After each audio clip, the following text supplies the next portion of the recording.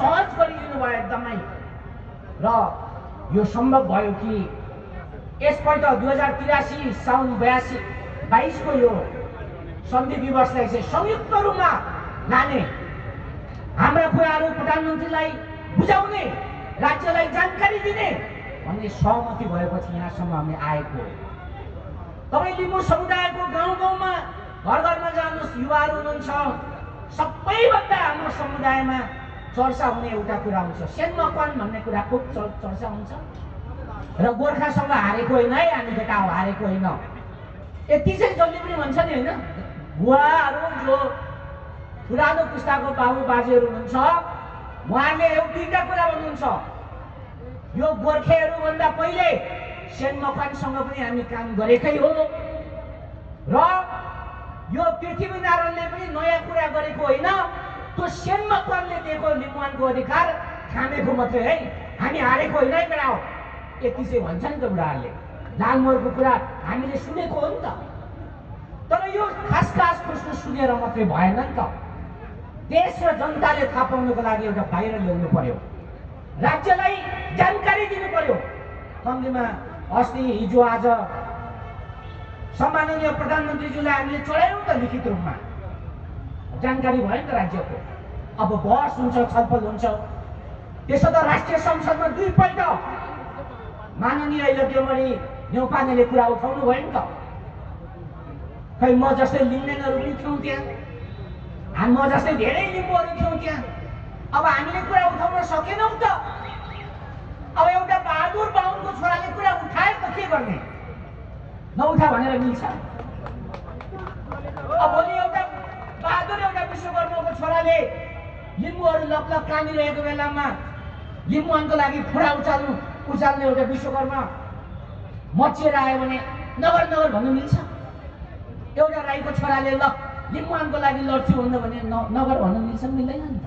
गर्यो त। अब एउटा बाहुनको छोराले छलफल भइरहेको छ। अब यो पछाडि पक्कै हामी आशा गर्छौँ सम्माननीय प्रधानमन्त्री बालेन्द्र शाहले एउटा कार्यदल बनाउनुहुन्छ भन्ने हाम्रो आग्रह र एउटा आशा पनि छ होइन त अध्यक्षज्यू? यति भइसकेपछि, किनभने यो अहिलेको सरकार हिजोको सरकार होइन।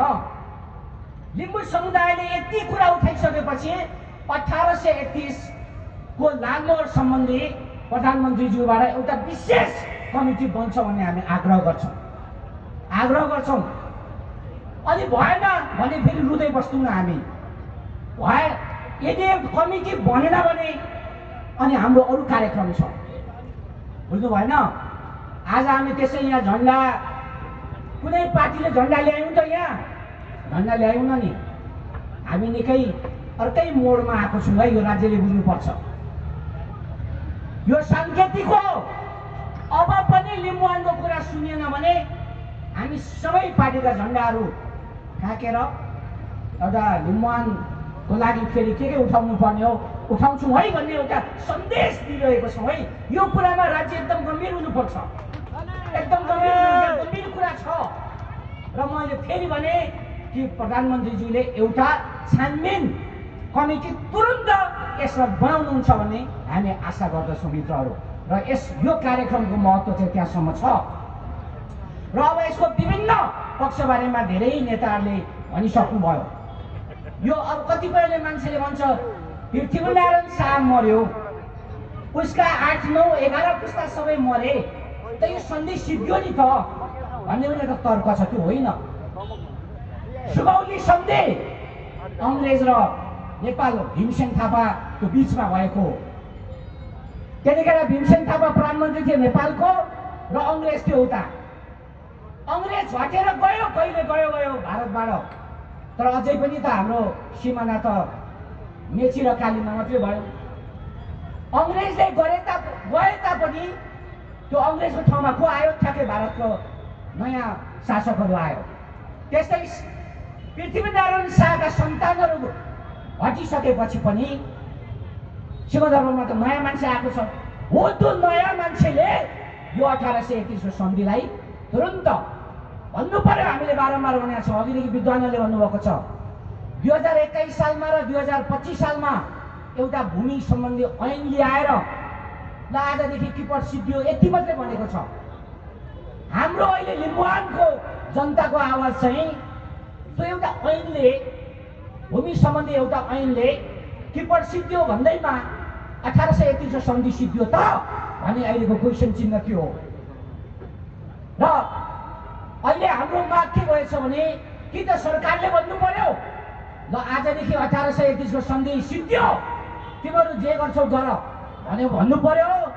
हामी त्यसको लागि पनि ओके है।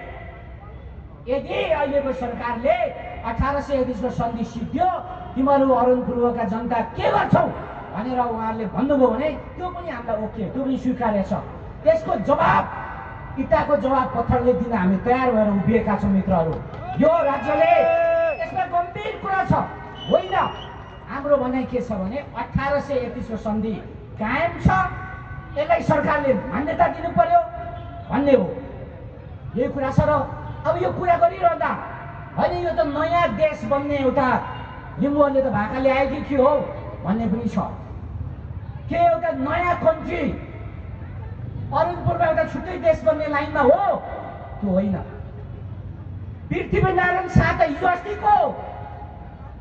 पृथ्वीनारायण शाहभन्दा पहिले यहाँ सेन मकवान विजयपुरमा सेन मकवान र लिम्बुवान बिचमा सहकार्य भयो। विजयपुर राजधानी भयो। विक्रम सम्वत 1668 देखि 1830 सम्म 162 वर्षसम्म श्रीजङ्गा सिंह थेबे र जयस्थिति मल्ल बिचमा कतिपल्ट पत्रचार भइरहेको पत्र त लन्डनमा छ त, भेटियो त त्यहाँ। जयस्थिति मल्ल र श्रीजङ्गा सिंह थेबे बिचमा पत्रचार भएको पत्रहरू लन्डनमा भेटियो। यसको मतलब गोर्खाली आउनुभन्दा अगाडिदेखि लिम्बुवानी जनतालाई नेपालको बारेमा थाहा थियो। त्यसैले गर्दा हामी नेपालमा बस्न चाहन्छौँ। नेपाल हाम्रो देश हो, लिम्बुवान हाम्रो घर हो। हामी कहिल्यै पनि राष्ट्रिय अखण्डताबाट टाढा जान सक्दैनौँ। यो कुरा राज्यले स्पष्ट चाहिँ लियोस् भन्ने हामी आग्रह गर्न चाहन्छौँ। तर फेरि त्यसोभन्दा भिजेको मुसा जस्तो लुसुलुसु भएर अब केही चक्लेटहरूमा भुलिएर लिम्बुवानी जनताले आफ्नो हक र अधिकारको कुरा र खास गरी हाम्रो चाहना भनेको लिम्बुवान एउटा स्वायत्त प्रान्त बन्नै पर्छ। म अरुण पूर्व जिल्लामा 9 जिल्लामा लिम्बुवान एउटा प्रान्त बन्नुपर्छ भन्ने जुन हाम्रो आकांक्षा हो, यसमा हामी 1, 2, 3 पछि नहट्ने कुरा हामी उद्घोष गर्न चाहन्छौँ मित्रहरू। मलाई एकदमै म 9-10 दिन सुतेर यो भाइरल ज्वरोले आज भर्खर उठेर आएको हुनाले यस्तै भइरहेछ। म 3टा अहिले सामाजिक सञ्जालमा उठेका 3टा कुराहरूको चाहिँ यहाँ स्पष्टीकरण गर्दै म बिदा हुन्छु। एउटा कुरा, आजभन्दा 1400 वर्ष अगाडि लिम्बुवानमा ठुलो एउटा घटना घट्यो। यहाँ यो भूमिमा यहाँ ठुलो क्रान्ति भयो। 5-6 लाख लिम्बूहरू मारामार भयो। यो कहिले भन्दा आजभन्दा 1400 वर्ष अगाडि। त्यसमा चाहिँ केही साथीहरूले अहिले सामाजिक सञ्जालमा के भनेको छ भन्दा त्यो चाहिँ यहाँका 8 किराँती राजा र पछि आएका लिम्बूहरू बिचमा द्वन्द्व भएको हो। त्यसकारणले गर्दा त्यो 8 राजालाई जित्यो अनि त्यो 10 लिम्बुवानले चाहिँ अहिले त्यो अहिलेका लिम्बूहरू भनेको 10 लिम्बू तिनीहरू शरणार्थी हुन् भन्ने किसिमले सामाजिक सञ्जालमा यसरी गइरहेको छ। म यसको तर्क दिन चाहन्छु। अहिले जस्तो खम्बुवानमा 27-28 वटा भाषा थियो, त्यस्तै आजभन्दा 1400 वर्ष अगाडि लिम्बुवानमा पनि 50-60 वटा भाषा थियो। सुन्नुहोस्, तर त्यतिखेर हाम्रा पुर्खाले लामो सोचे सबैभन्दा भाषामा शक्ति हुन्छ, यो भाषा एउटै बनाउनै पर्छ भन्ने सवाल बहस चर्किँदाखेरि त्यो लिम्बू बिचमा क्रान्ति भएको हो। त्यो क्रान्तिमा 5-7 लाख लिम्बूहरू मरे आपसमा। तर त्यसले के गर्यो भन्दाखेरि लिम्बूको भाषा 50-60 वटा भाषालाई एउटा भाषा बनायो, जो हाम्रो आज सबभन्दा ठुलो शक्ति छ। ती आजभन्दा 1400 वर्ष अगाडि भाषाका लागि शहीद हुने महान लिम्बुवानी योद्धाहरूलाई जय लिम्बुवान भन्न चाहन्छु मित्रहरू। एउटा सवाल थियो साथीले नबुझेको कुरा, र अहिले पनि एउटा खम्बुवानतिर हाम्रो आग्रह कि अन्तिममा पहिचानको सवालमा यो डम्फुल बजाएर यो च्याब्रुङ नाचेर साकेला नाचेर मात्रै पहिचान हुँदैन रहेछ। पहिचान चाहिँ हुँदा हुँदा हुँदा हुँदा हुँदा अन्तिममा मातृभाषामा टुङ्गिँदो रहेछ। त्यसैले गर्दा त्यो 26-27वटा खम्बुवानी भाषालाई एक बनाउने काममा हामी लागौँ। जुन आजभन्दा 1600 वर्ष अगाडि लिम्बुवानमा 1400 वर्ष अगाडि लिम्बुवानमा भयो। 3-4 लाख लिम्बूहरूले ज्यान गुमाउनु पर्यो त्यो आपसी द्वन्द्वमा। तपाईँलाई थाहा छ अमेरिकामा के भयो? आजभन्दा 150 वर्ष अगाडि अमेरिकामा अब्राहम लिङ्कनको पालामा दास राख्ने र दास नराख्ने बिचमा उत्तरको मान्छेहरू दास मुक्त हुनुपर्छ भन्ने, दक्षिणको मान्छेहरू दास चाहिँ हुनुपर्छ भन्ने। अब्राहम लिङ्कन दास मुक्त हुनुपर्छ भन्ने। अमेरिकन गृहयुद्ध कति मान्छे मर्यो थाहा छ? 7 लाख। 7 लाख अमेरिकनहरू आजभन्दा 150 वर्ष अगाडि आपसमा गोली ठोकाठोक गरेर मरे। मुद्दा के थियो? दास प्रथा अन्त्य गर्ने या नगर्ने भनेर हो। दुई गृहयुद्धले के गर्यो भन्दा आजको स्ट्रङ अमेरिका बनायो। आज लिम्बूहरू किन स्ट्रङ देखिएका छन् भन्दा 1400 वर्ष अगाडि लिम्बू बिचमा जुन गृहयुद्ध भयो र त्यो गृहयुद्धले हाम्रा 50-60वटा भाषालाई एउटा भाषा बनायो। त्यो कुराले चाहिँ लिम्बूहरू अलिकति अग्रसर देखिएको छ र त्यसलाई चाहिँ आज सामाजिक सञ्जालमा चाहिँ त्यो चाहिँ लोकल लिम्बू र बाहिरबाट आएका लिम्बूहरूको द्वन्द्व हो। अनि त्यो बाहिरबाट आएका लिम्बूहरूले चाहिँ जिते, अनि त्यो बाहिरबाट आएकाहरूको चाहिँ अहिले हट्टाकट्टा छ भनेर जसरी मिस इन्फर्म गर्ने कोसिस भइरहेछ अहिले सामाजिक सञ्जालमा, त्यसको हामी यसरी खण्डन गर्न चाहन्छौँ। र अर्को लालमोहर फेकको त हाम्रो श्रद्धेय डाक्टर साहबले अघि मजाले दिइहाल्नुभयो। यो लालमोहर फेक भन्ने कुरा आइरहेको छ सामाजिक सञ्जालमा अहिले, होइन? म उहाँहरूलाई भन्न चाहन्छु आजभन्दा 11 पुस्ता अगाडि को तपाईँको बाजेको फोटो ल्याउनुहोस् त। छैन त। तर 11 पुस्ता अगाडि बाजेको फोटो नभए तापनि त्यसको copy by copy by copy by copy तपाईँ त हो नि त, होइन? अहिले त्यसैले सबै कपीहरू फेक हुँदैनन्, होइन? यो कुरा हामीले बुझ्नुपर्छ। किनभने कति पुस्तकहरू जलाए त, खम्बुवानमा कति जलाए, चन्द्र शमशेरको पालामा कति जलाए।